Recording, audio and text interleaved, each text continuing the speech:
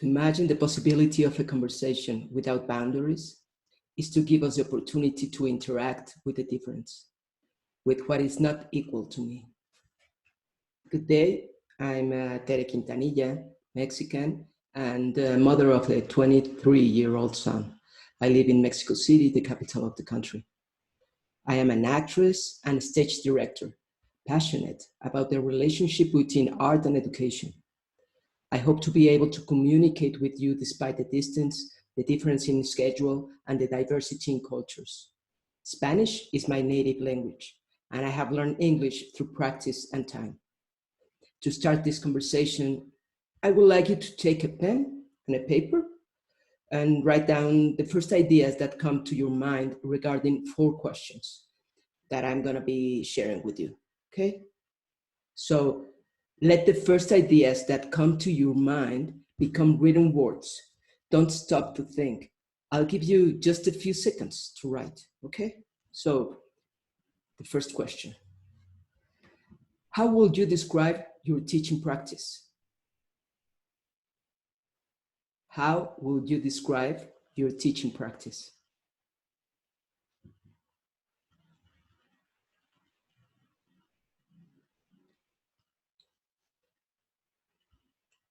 The second one.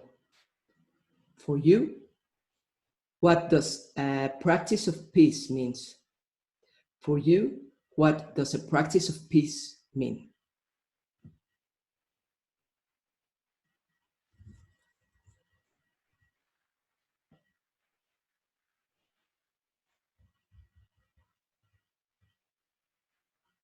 Third one, how can you recognize your own teaching practice? How can you recognize your own teaching practice?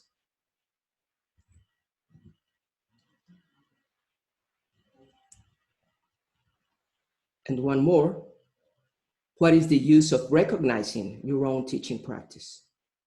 What is the use of recognizing your own teaching practice?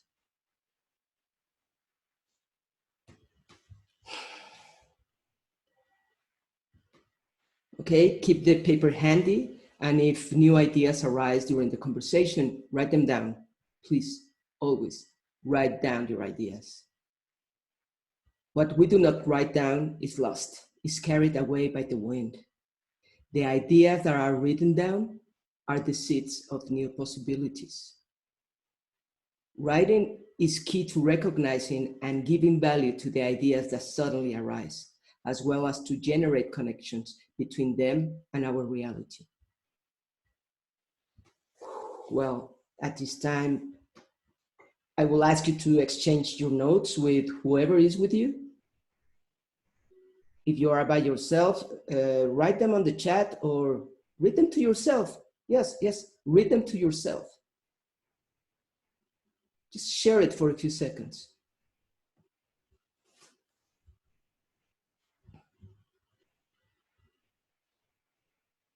If at any time during the rest of the day or the journey, you have the opportunity to exchange your ideas, do so. Exchange them and enrich yourselves with the diversity of possibilities that sharing gives the opportunity to discover. I would love to be with you, noticing your interactions, listening to your ideas, feel the connection between all of us. But for the moment, I just imagine and enjoy what it could be, accepting the limitations that this virtual exploration allows me to have. 19 years ago, here in Mexico, I ventured into the development of the educational venue of the Lincoln Center for the Performing Arts, an initiative that I learned about it in 1987, living in Houston, Texas, in the USA. Since then, I have been captivated by its continuous evolution. It's amazing. It changes and changes. It lives in continuous modification. It enriches itself and delineates endless pathways. It is a methodology that opens windows for the exploration of paths that blur boundaries of the already known, to imagine and discover new possible realities. Since then, the work of a teaching artist began to take shape in me. The first things that was to recognize that it existed, notice it, and give it a name. But it was not until I founded IMASE in 2001 that the opportunity opened up to me to deepen the social importance of this professional endeavor. I embarked on the adventure of introducing aesthetic education in Mexico, an initiative that, as many of you know, navigates immersed in the process of artistic creation to go through any subject or social matter, and which has as its philosophical support the emancipatory ideas of Maxine Greene. As far as I know, IMASE is the only civil organization in Mexico that focuses its work on the professional development of teaching artists. At the beginning, I formed a team of around 40 teaching artists from various disciplines: theater, dance, music, visual arts, literature. And with them, I have fostered the development of a professional space where hundreds of artists have been able to value and interweave the educational process with the artistic creation, providing a new aspect in the relationship between the arts and education, an initiative that has gradually transformed the educational work of more than 6,500 artists, teachers, and social leaders that we have had the opportunity to train. I celebrate the opportunity I have had to get involved and deepen from within in this educational project. I'm grateful for having received the interest and trust of the directors and teaching artists of what it was then the Lincoln Center Institute for the Arts in Education. They accompany me in an adventure that has led me to recognize the existing limitations that stigmatize disruptive work of teaching artists and minimize its transformative power. I recognize the existing limitations that stigmatize disruptive work of teaching artists and minimize its transformative power. This happens, I think, due to the routine and stagnation that an educational and social system causes when it stops evolving. I take the opportunity to free myself from prejudice and recognize what resonates with me. I face my vulnerability and share with you what I believe. I imagine myself in an international event that encourages the creation of what is diverse, what is surprising, what is not yet. It is not easy for me to speak to you through distance, through a previous recorded video. I am used to having, like many of you, I imagine, direct contact with my counterparts. Doing it this way, it makes me vulnerable. I don't know if I'm managing to connect with you. I don't know how you are interacting with the words that I'm using, but I just breathe, trust, and carry on. For me, face-to-face dialogue is fundamental, and the fact that we are not gathering in the same physical space leads me to imagine ourselves scattered around the world, multiplying the different understandings of life itself. Given this, how is a dialogue built? What I'm expressing today arises from a particular context from which I build my understandings. I'm concerned and interested in the opportunity to exchange ideas about how similar situations are experienced in different cultures, open to the amazement that will be caused in me by the multiple and diverse perspectives that you must have, perspectives unimaginable to me, because I am limited by my beliefs, my education, my language, my culture, my experiences. What is essential for me and for my culture is not necessarily relevant in other contexts. I have discovered, for example, that deciding and taking actions are two fundamental capacities that must be stimulated and strengthened in Mexico. Since it is not possible to notice deeply nor to recognize our discoveries if we do not break the fear of validating our voice, our own ideas and experiences. I can't empathize with others if I don't do it with myself as well.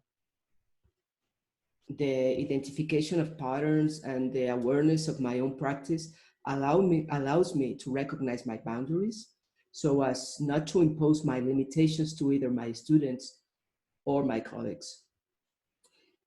Conscious and judgment-free self-observation allows me to open up to discover with my students and enrich our pathways. Thanks to this, I feed my amazement and expand my horizons. Reflecting on my own practice allows me to accept my vulnerability and put me at service of collective exploration. How to work within my own limitations to discover in them paths of possibilities yet to be explored.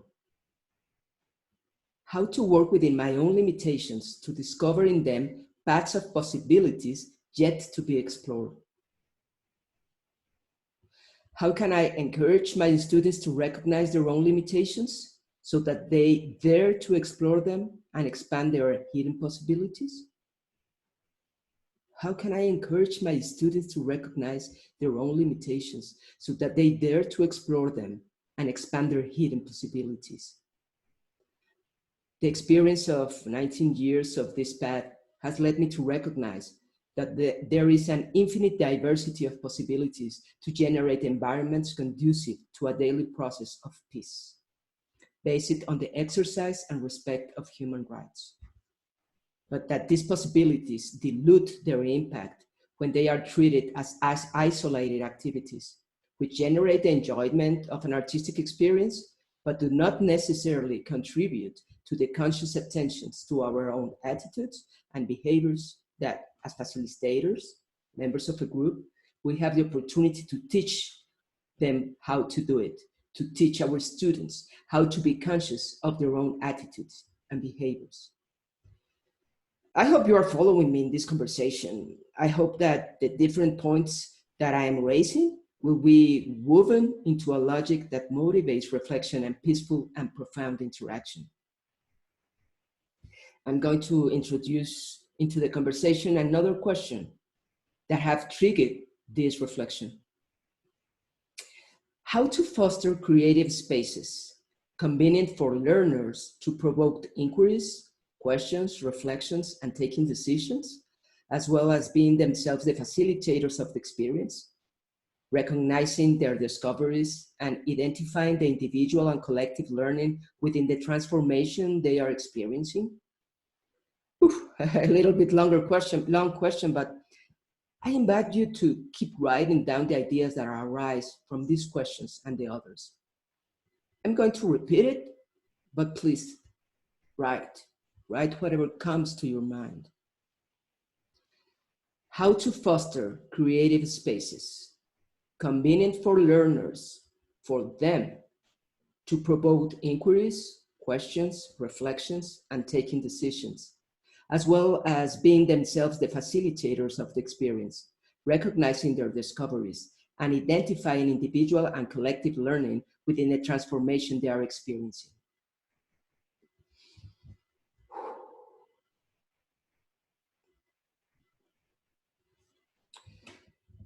Education in and through the arts can be wonderful. It can be a heaven in peace and creativity. But if you do not have the guidance of a teaching artist who observes and reflects on their own practice, you can stay in isolated moments of great sparks and pleasant experiences. On the contrary, if the teaching artist learns to observe himself, herself, and develops the ability to be one of the group, open to exploration, interaction, and collective feedback among peers, these peers being their own students, he and she can be the channel through which they identify and value the multiple possibilities of their context and reality, promoting the exploration and realization of conducive inputs of the development of new collective reality. It can be either artistic or it can be a social reality. It is in the recognition of the practice itself where we find the details of our own reality, where we discover ourselves in a significant way and develop the intuition that awakens the imagination that will lead us to transform and evolve. Stimulating conscious attention and making collective decisions or immersed in the conviction that my voice is included in that decision, promote a creative dialogue where the exchange of diverse perspectives is a breeding ground for the development of a learning community free from unidirectional imposition and violence.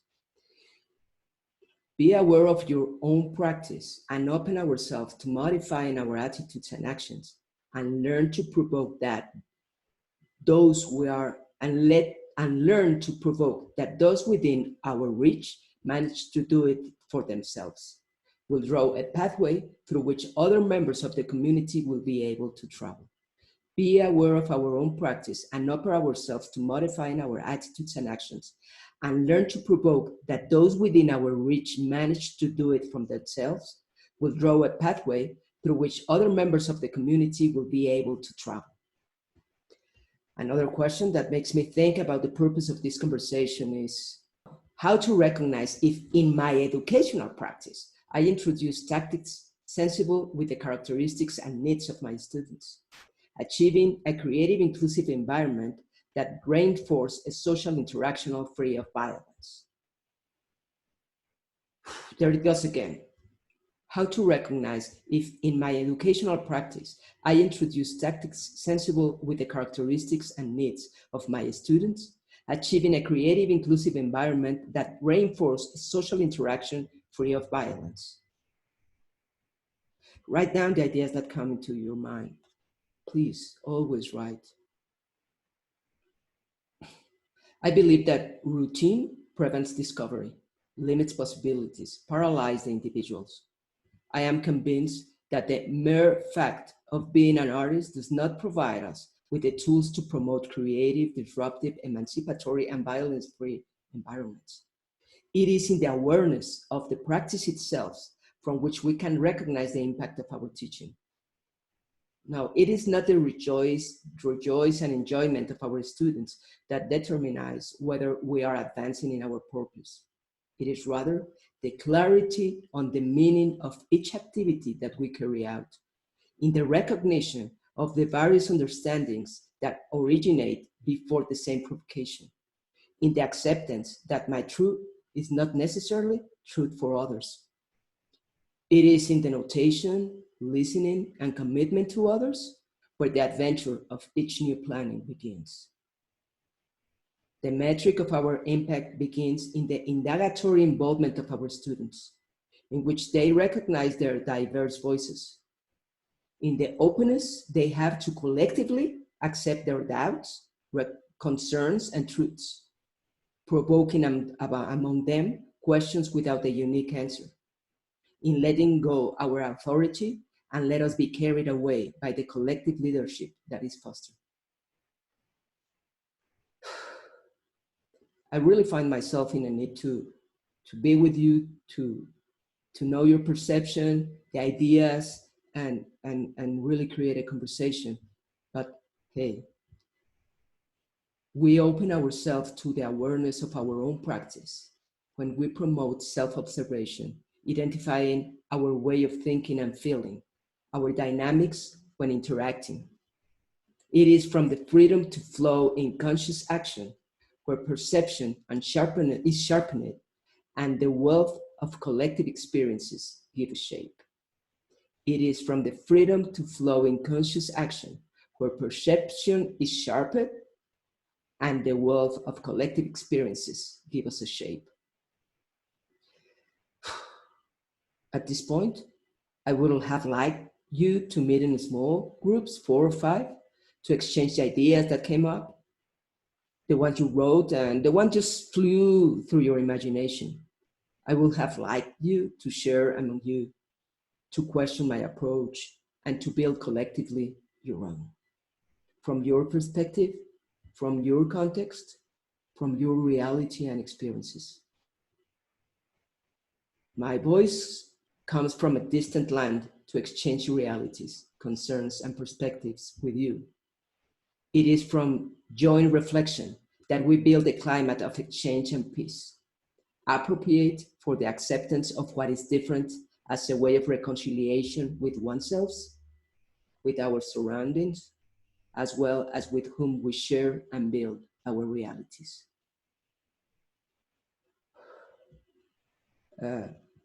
I just want to thank you very much for your attention, and I'm eager to the opportunity to speak with you and see what happened with the conversation that I just shared. Thank you very much for exploring this venture, and see you soon. Until then, take care and bye.